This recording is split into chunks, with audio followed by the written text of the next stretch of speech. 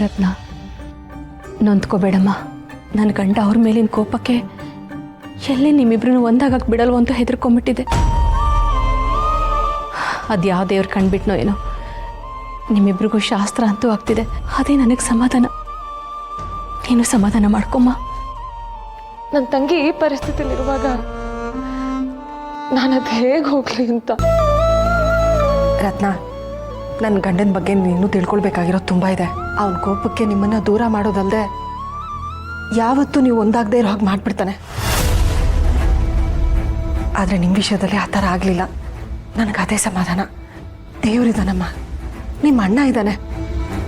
ಏನೇ ವಿಷಯ ಇದ್ರೂ ನಾನು ನಿನಗೆ ತಿಳಿಸ್ತೀನಿ. ಅರ್ಥ ಆಯ್ತೇನೋ ಪರಶು? ಅಲ್ಲಮ್ಮ, ನನ್ನ ಹೆಂಡ್ರು ಇಷ್ಟೆಲ್ಲ ಕಷ್ಟಪಟ್ಕೊಂಡು ಯಾಕೆ ಈ ಮನೇಲಿ ಇರಬೇಕು? ಅದಕ್ಕೆ ಅವತ್ತೇ ಹೇಳ್ದೆ ನಾವಿಬ್ಬರು ಮನೆ ಬಿಟ್ಟು ಹೋಯ್ತೀವಿ ಅಂತ. ನೀವು ಯಾರು ನನ್ನ ಮಾತು ಕೇಳಲಿಲ್ಲ. ಛೇ, ನನ್ನ ಸಂಕಟ ಯಾಕೆ ನಿಮ್ಗೆ ಯಾರಿಗೂ ಅರ್ಥ ಆಯ್ತಿಲ್ಲ ಅಂತೀನಿ. ಅಯ್ಯೋ ರೀ, ನೀವೇನು ನೊಂದ್ಕೋಬೇಡಿ. ಅವ್ರು ಕೇಳೋ ಮಾತಿಂದ ನಿಮಗೆ ತೊಂದರೆ ಆಗಲ್ಲ ಅನ್ನೋದಾದ್ರೆ ನಾನು ಆ ಮಾತು ಕೇಳ್ತೀನಿ.